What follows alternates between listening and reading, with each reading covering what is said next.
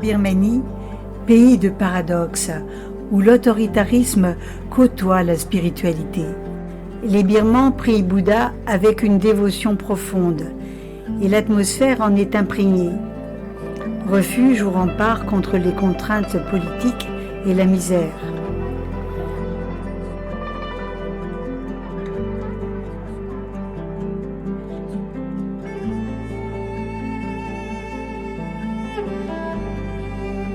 Subtilité, beauté et grâce s'offrent au regard dans les gestes les plus simples.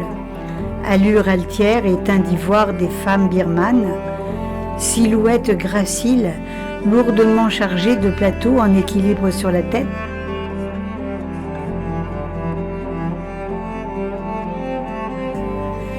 Regard pétillant des enfants rieurs aux pommettes enduites de Tanaka.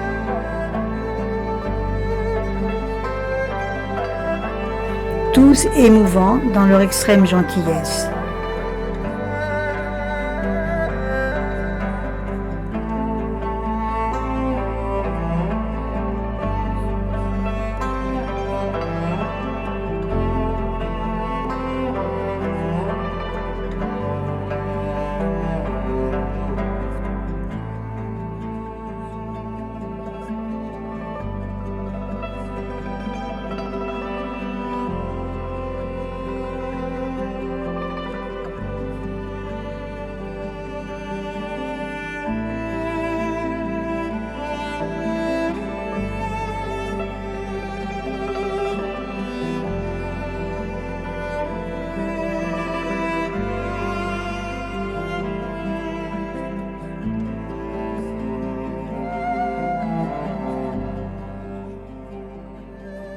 Fascination exercée par les pagodes de Bagan dans la poussière d'or du couchant.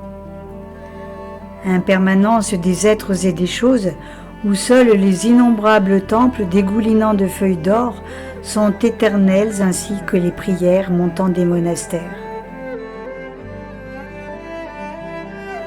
Contemplation devant les fines pirogues du lac Inle, suspendues dans un univers gris argenté, sans limite, où le ciel et l'eau se confondent quand le silence de l'aube invite à la méditation. Émerveillement devant les délicats graphismes éphémères des reflets des maisons perchées sur des bambous, tels des échassiers.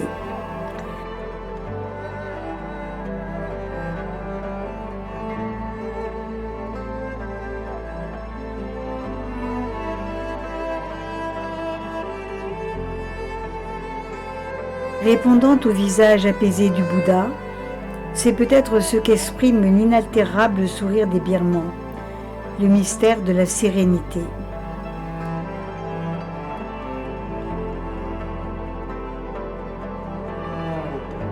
Voyager en Birmanie, c'était voyager dans le temps, un temps révolu aujourd'hui.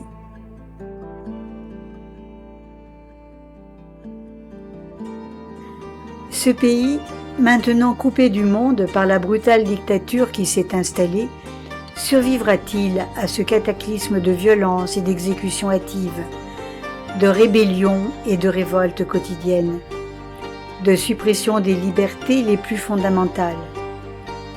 Pourra-t-il un jour retrouver son sourire et donner à la jeunesse de tout un pays l'espoir et le courage de continuer à vivre dans un monde désagrégé par la barbarie et l'oppression?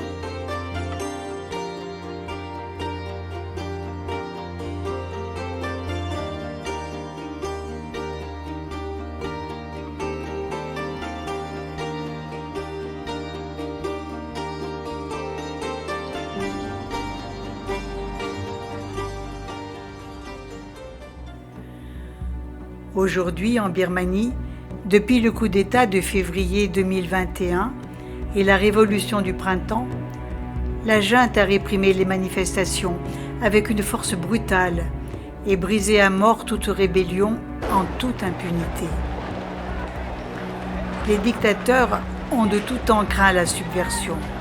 Aussi, écrivains, comédiens et artistes en ont toujours été les premières victimes, à cause de leurs œuvres et de leurs idées, car elles représentent une menace pour la sûreté publique. Descendus dans la rue sans armes, bravant les balles en quête de liberté, sûrs que la bataille s'achèverait pour eux dans la mort, ils mènent néanmoins leur combat.